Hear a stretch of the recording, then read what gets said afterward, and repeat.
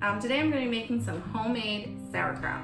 You're going to need, of course, cabbage. I'm only using one head today. And of course you're going to need a jar to put it in, some salt for massaging the cabbage once it's cut, and then you're going to need the little suctiony medulla that goes in here, and then your weights that go on top once it's done. So first off, I'm gonna start taking off some of these old leaves. I'll take these off. All right, remove all of those, put it off to the side. And then I'm gonna core it. I'm gonna take out this middle piece. All right, so now to chop it up, I'm just gonna do a rough chop and then come back across it. Depends on how fine you do it. It's just is basically what kind of texture you want for your sauerkraut. Everyone's likes are a little bit different. So I'm gonna put it in the bowl here.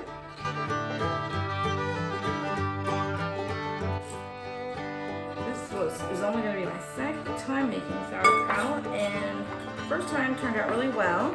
But I wanted to make a smaller batch because my family doesn't seem to enjoy it as much as I do. So I didn't want to have a huge batch and then it go to waste.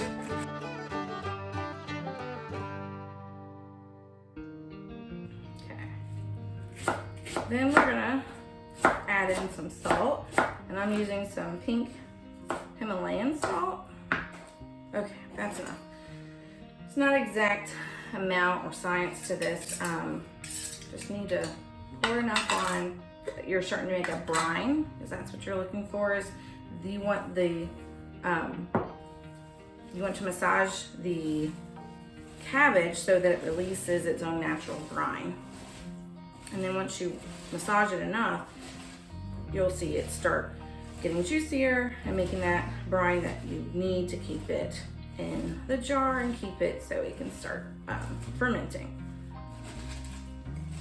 Because without that liquid, you're gonna have molding and rot, and you don't want that. So this process takes a little while. It's a little messy, that's okay. It's starting to release a little bit. Getting a little watery. Okay, so I'm getting, it's releasing some, but I think I need to just add a little bit more salt. So I'm gonna do that now. Oops. To try to get some more of this water and juices to start releasing here. Okay, we're getting somewhere. This is good for exercising those arms. Arm day today. Wasn't planning on that, but my exercising today. I'm getting some water here at the bottom. I don't know if you can hear it, but definitely is much more water in here than it was when we started. And it probably looks like there's a lot less volume-wise now that it's wilting down.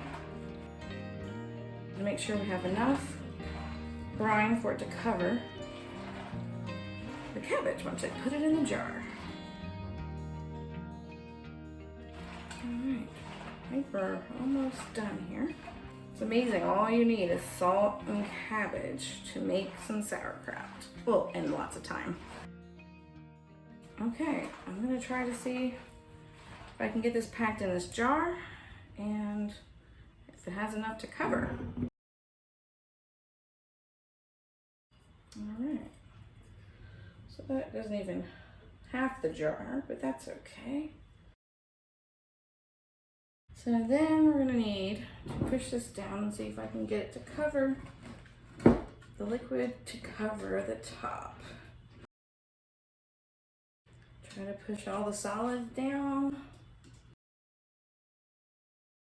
Then you're gonna put the weights in, hold down the cabbage. So now we have not many solids on top here, and that's perfect. And then we're gonna put the lid on and piece here, the airtight piece. All right, so we're gonna add a little bit of water in here to get it airtight, like that.